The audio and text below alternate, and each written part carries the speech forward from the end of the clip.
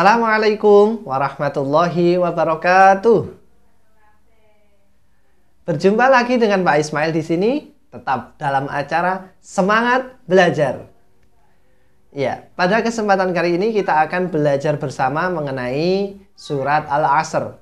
Tujuan dari pembelajaran ini diharapkan nanti kita paham bagaimana cara membacanya dan kemudian kita paham kandungan dari surat Al-Asr.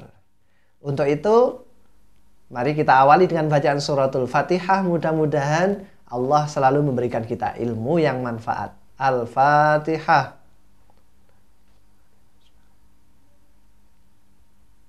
Ya, pastinya semuanya paham dan sering sekali kita baca, bahkan bisa jadi setiap hari kita baca surat Al-Asr. Ya, sebelumnya kita amati dulu gambar di samping kita, ya. Di situ kita lihat ada sebuah gambar jam dan juga ada gambar pedang. Yang keterangan di gambar pedang tersebut, waktu ibarat pedang. Jika engkau tidak memotongnya, maka ia akan memotongmu.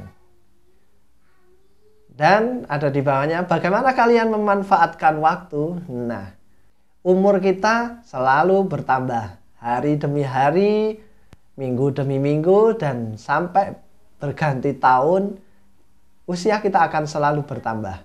Dan pastinya kita juga akan mendekati tentang kematian kita. Bagaimana kita memanfaatkan waktu itu? Nah, ada yang melakukan perbuatan jelek, ada yang melakukan perbuatan buruk. Nah, itu tergantung kita yang milih. Jadi, barang siapa tidak memanfaatkan waktu dengan baik, maka dia akan terbunuh oleh waktu itu sendiri. Oke, kita masuk ke materi, yaitu surat Al-Asr. Surat Al-Asr. Surat Al-Asr jumlah ayatnya ada 3. Urutan ke 103. Mudah ya, dalam Al-Quran urutan ke 103. Disebut juga dengan surat Makkiyah. Kenapa? Karena surat Al-Asr diturunkan di kota Makkah dan sebelum Nabi Muhammad hijrah ke kota Madinah. Nama surat Al-Asr itu diambil dari ayat pertama. Ya. Al-Asr artinya demi masa. Al-Asr yaitu menerangkan tentang manfaatkan waktu dan mengisinya dengan perbuatan yang sangat bermanfaat. Itu tujuannya.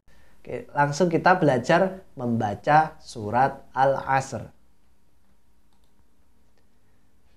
Membacanya kita mulai dengan ta'awud ya anak-anak.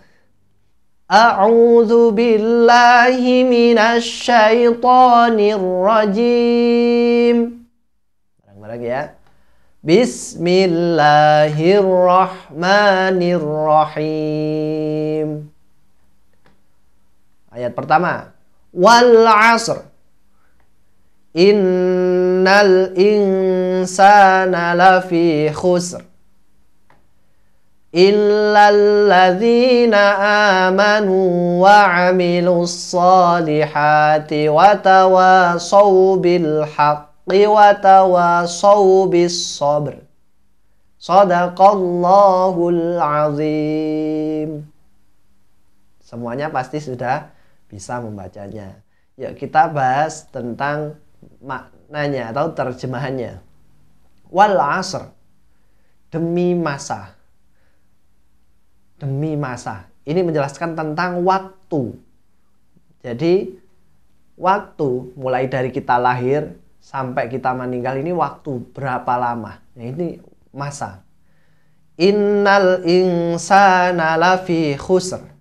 Sesungguhnya manusia itu berada dalam kerugian.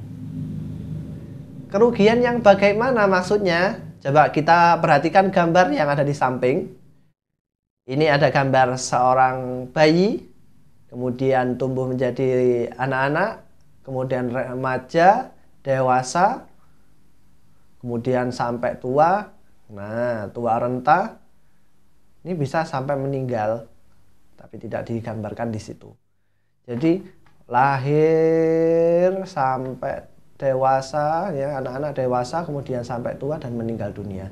Ini masa, jadi waktu yang kita lewati.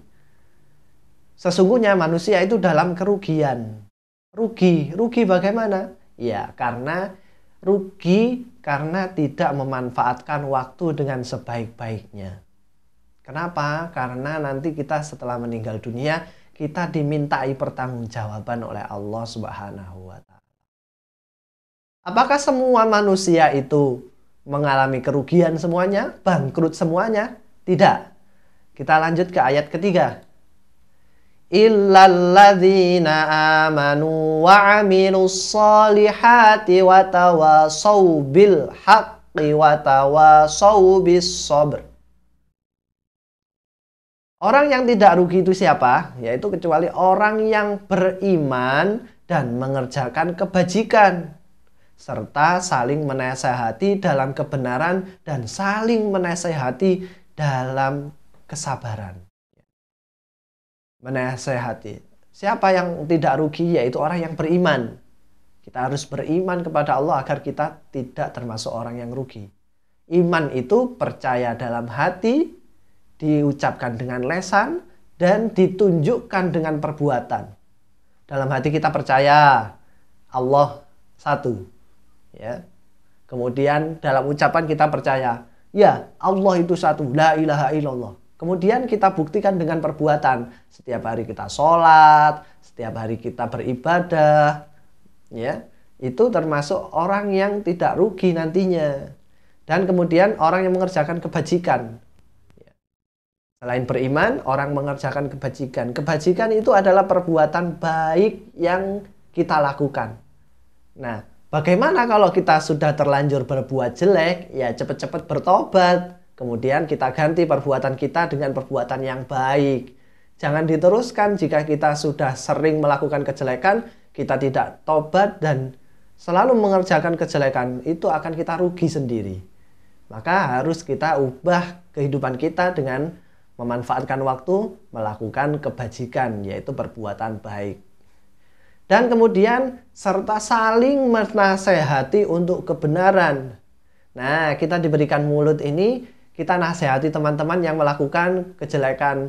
Hai, jangan melakukan kejelekan itu. Ya, kita nasihati teman. Cara menasihati yang baik itu bagaimana? Ya, menasihati jangan di tempat umum. Nanti malu yang kita nasihati. Sehingga dia tidak menerima apa yang kita nasihati. Kita ajak ke tempat yang sepi. Mungkin diajak ke warung untuk beli es, kemudian dikasih tahu. Jangan misuh. Jangan berkata kotor. Jangan ganggu teman kita. Kita ajak seperti itu. Dan ya, orang yang tidak rugi orang yang beriman, mengerjakan kebajikan, kemudian menasehati kebenaran. Yang terakhir, menasehati untuk kesabaran. Ya, kita ajak teman kita untuk sabar dalam hati. Sabar dalam beribadah, sabar dalam ujian, sabar dalam menerima musibah. Ya harus sabar. Sabar dalam beribadah. Ya sabar. Kenapa harus sabar? Iya, misalkan kita waktu subuh, kita susah bangun. Karena apa? Dingin kalau subuh. Sehingga kita tidak sholat. Nah, itu harus sabar. Ini adalah kewajiban saya melakukan sholat. Jadi kita tetap harus sholat. Nah, itu kita menjaga kesabaran kita dalam beribadah. Ataupun sabar dalam musibah. Kita harus bersabar sekali untuk melawan agar kita tidak mudah mengeluh. Mudah-mudahan pembelajaran kita hari ini bermanfaat dan kita semua dijadikan orang yang tidak rugi dan kita termasuk orang yang diberikan tempat yang terindah oleh Allah Subhanahu wa Ta'ala. Demikian pembelajaran kali ini, mudah-mudahan bermanfaat. Kita akhiri. Alhamdulillahirabbil alamin. Wassalamualaikum warahmatullahi wabarakatuh. Dadah.